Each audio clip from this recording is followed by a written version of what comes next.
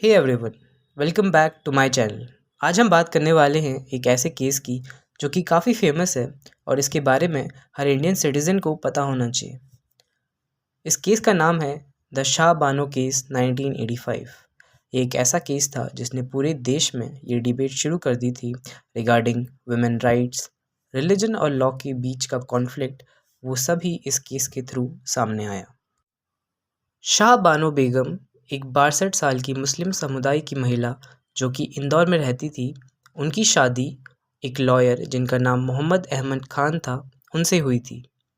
उन्होंने अपने 40 साल साथ में गुजारे। 1978 में उनके हस्बैंड ने उन्हें ट्रिपल तलाक दे दिया और पैसे देना बंद कर दिया। बिना इनकम के शाहबानो ने कोर्ट का सहारा लिया और मेंटेनेंस मांगा।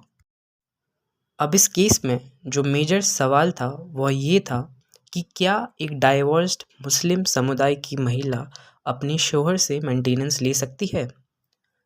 उन्होंने अपील किया जो कि सेक्शन 125 सीआरपीसी के अंडर था, जो कहता था कि अगर वाइफ अपना खर्चा नहीं उठा सकती तो हस्बैंड को मदद करनी होगी, चाहे वो फिर किसी भी धर्म का हो। 1985 में सुप्रीम कोर्ट ने अपना जजमेंट पास किया जिसके मुताबिक शाह बानो को मेंटेनेंस मिलना चाहिए था। सुप्रीम कोर्ट ने यह कहा कि सेक्शन 125 सब लोगों पर लागू होता है और सिर्फ महर देना काफ़ी नहीं है। सुप्रीम कोर्ट ने यूनिफॉर्म सिविल कोड, जिसे हम आज यूसीसी के नाम से भी जानते हैं, जो कि आर्टिकल 44 के अंतर्गत आता है, उसकी भी बात की ताकि सबके लिए एक जैसा लॉ हो। पब्लिक रिएक्शन जो इस केस का था उसमें बहुत बड़े बड़े बवाल हुए थे। इस जजमेंट के बाद बहुत सारे देश में विवाद शुरू होने लगे। कुछ मुस्लिम ऑर्गेनाइजेशंस ने यह कहा कि कोर्ट ने उनके पर्सनल लॉ में काफ़ी दखल दिया है। देश भर में प्रोटेस्ट हुए और पॉलिटिकल प्रेशर बहुत बढ़ा। तब के जो प्राइम मिनिस्टर थे राजीव गांधी, उन्होंने 1986 में एक नया कानून पास करवाया। इस लॉ का नाम था the Muslim women protection of rights on divorce act 1986। इसके मुताबिक हस्बैंड को सिर्फ इद्दत पीरियड तकरीबन 3 महीने तक ही मेंटेनेंस देना था। उसके बाद रिस्पॉन्सिबिलिटी रिलेटिव्स या वक्फ बोर्ड की बन जाएगी। इस कानून को वोट बैंक पॉलिटिक्स का एग्जाम्पल माना गया और वुमेन राइट्स के लिए एक स्टेप बैकवर्ड था।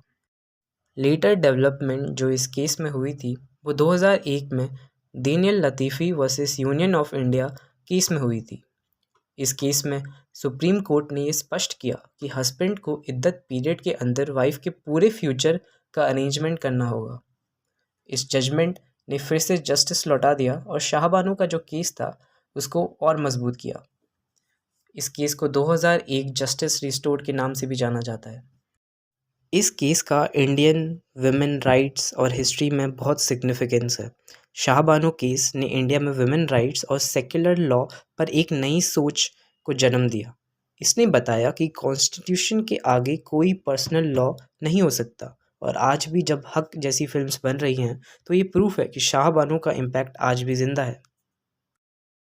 अब आप लोग सोचिए 1985 का ये केस आज भी कितना रेलेवेंट है। अक्सर आज भी जब यूनिफॉर्म सिविल कोड की बातें होती हैं तो इस केस को बार बार पार्लियामेंट में डिस्कस भी किया जाता है। और इतना ही नहीं, अब तो एक नई फिल्म भी बन रही है जिसका नाम हक, जिसमें यामी गौतम धार एक मुस्लिम औरत साजिया बानो का रोल निभाएंगी। उनके साथ लीड में इमरान हाशमी भी हैं।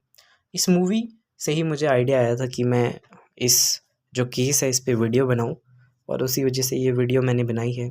और मैं आशा करता हूँ ये वीडियो आपको पसंद आई होगी और जो भी डिटेल्स थी इस केस की वो शायद आपके सामने आ गई होंगी। मैंने इसको इस वीडियो को जो बहुत डिटेलिंग में नहीं बनाया है, मैं कोशिश कर रहा था कि आपके सामने इसका एक ओवरव्यू आ जाए और आपको मूवी देखने में, और फिर आप मूवी को जज भी कर सकते हैं कि क्या शाहबानो के साथ सही हुआ था या फिर गलत। मेरे हिसाब से वो इनजस्टिस थी। उस समय जो गवर्नमेंट थी उसको सेक्युलरिज्म को बैक करना चाहिए था, हालांकि they went for something else. But आप ज़रूर अपनी राय कमेंट सेक्शन में मुझे बताइएगा। तो दोस्तों, ये थी शाह बानो केस की कहानी, एक औरत की लड़ाई जिसमें इवेंचुअली उन्हें इंसाफ मिला। अगर आपको ये वीडियो पसंद आई हो तो लाइक करें, शेयर करें और कमेंट करके बताएं आपको क्या लगता है, क्या इंडिया में यूनिफॉर्म सिविल कोड की ज़रूरत है? मेरे ख्याल से है।